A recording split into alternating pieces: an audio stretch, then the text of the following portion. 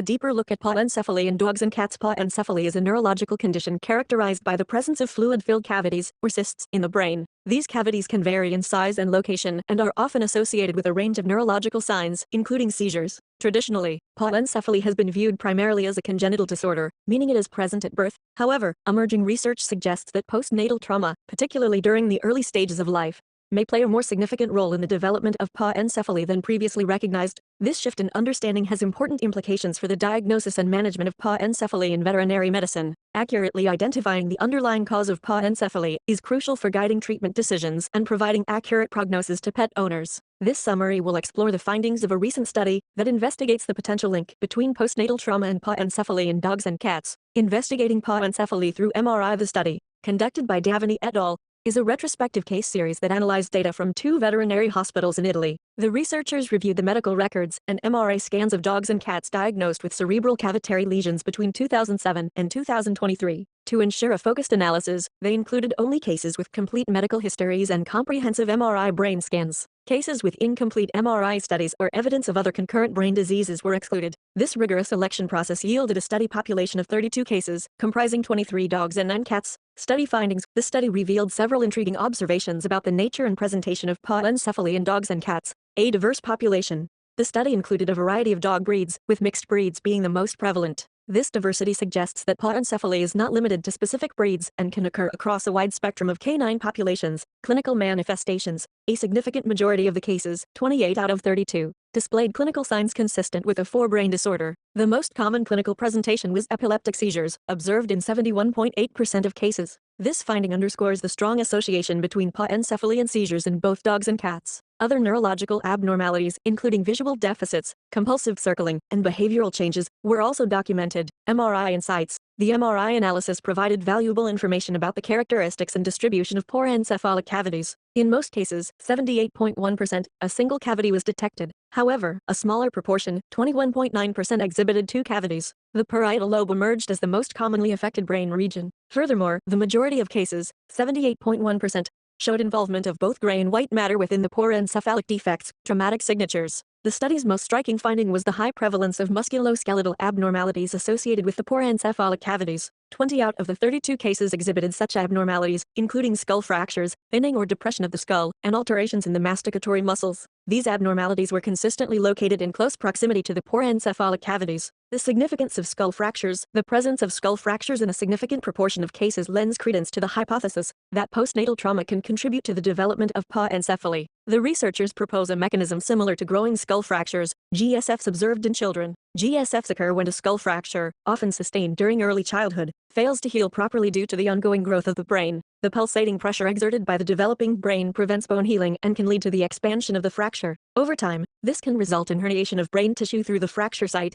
ultimately leading to the formation of a porencephalic cavity. Visualizing the findings. A look at the figures. The study includes several figures that visually illustrate the key findings. Figure 1 displays MRI images of a cat's brain, highlighting the presence of 2 porencephalic cavities. One cavity, located in the right parietal lobe, appears isolated and does not communicate with the surrounding cerebrospinal fluid spaces. The second cavity, found on the left side, is more extensive and spans from the lateral ventricle to the outer surface of the parietal and temporal lobes. Figure 2 focuses on MRI images of a dog's brain, showcasing a porencephalic cavity in the right temporal lobe. A fracture in the temporal bone is clearly visible, along with a slight depression of the overlying skull. Additionally, the image reveals an abnormal signal within the right temporal muscle, indicating fat infiltration, which is often a consequence of muscle damage or disuse. Figure 3 presents MRI images of another dog's brain, depicting a large cavity extending from the left lateral ventricle to the brain's surface. The skull overlying the cavity is noticeably thinned and stretched, creating a significant mass effect that pushes the brain towards the right side. Figure 4 showcases MRI images of a dog's brain,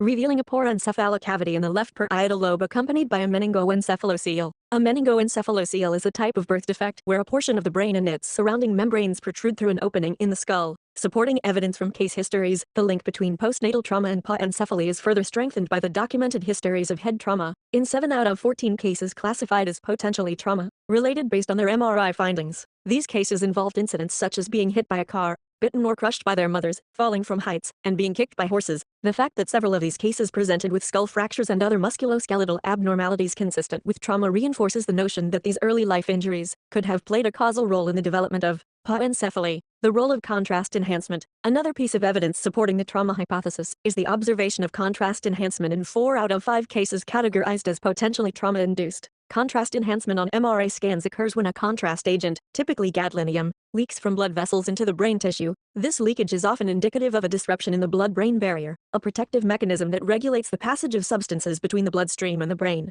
Traumatic brain injuries can damage the blood-brain barrier, leading to contrast enhancement on MRI. The presence of contrast enhancement in these cases suggests that these animals may have experienced prior trauma that compromised their blood-brain barrier, potentially contributing to the development of porencephaly. Porencephaly in cats. A noteworthy finding, the study also sheds light on the prevalence of porencephaly in cats, a topic that has received relatively little attention in veterinary literature. The fact that 28.1% of the cases in this study were feline suggests that porencephaly may be more common in cats than previously appreciated. This finding highlights the need for greater awareness of porencephaly as a potential diagnosis in cats presenting with neurological signs, particularly seizures. Unveiling late-onset porencephaly. Another significant observation from the study is that a substantial proportion of cases, 21.9%, were diagnosed at 6 years of age or older, indicating that porencephaly can manifest clinically later in life. This finding challenges the traditional view of porencephaly as a primarily congenital disorder and suggests that the clinical consequences of porencephaly, such as seizures, may not emerge until adulthood in some cases.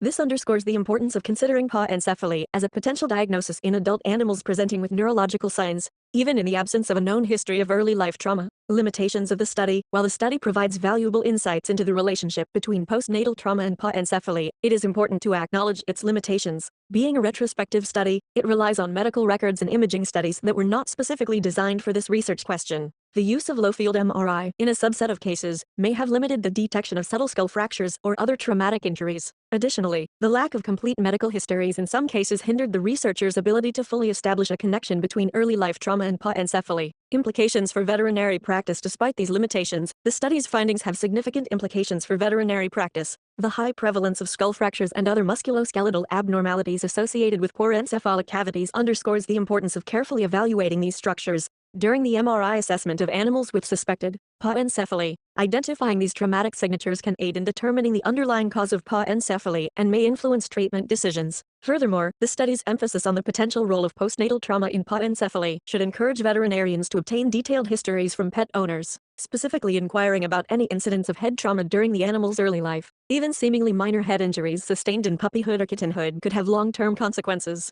potentially contributing to the development of porencephaly later in life. The study's findings also highlight the importance of client education. Pet owners should be made aware of the potential risks associated with head trauma in young animals and encouraged to take steps to prevent such injuries. This could involve ensuring a safe home environment, supervising play, and avoiding activities that could put their pets at risk for head injuries. Conclusion. The study by Davini et al. Provides compelling evidence supporting the notion that postnatal trauma is a significant contributor to porencephaly in dogs and cats. The high prevalence of skull fractures and other musculoskeletal abnormalities associated with porencephalic cavities, coupled with the documented histories of head trauma in a subset of cases, strengthens the link between early life injuries and the development of this neurological condition. The study's findings challenge the traditional view of porencephaly as a primarily congenital disorder and highlight the need for a more nuanced understanding of its etiology. Recognizing the potential role of postnatal trauma in porencephaly is crucial for accurate diagnosis, appropriate management, and effective client education. By considering the possibility of early life trauma in cases of porencephaly, veterinarians can better guide treatment decisions, provide informed prognosis, and empower pet owners to take preventive measures to protect their furry companions.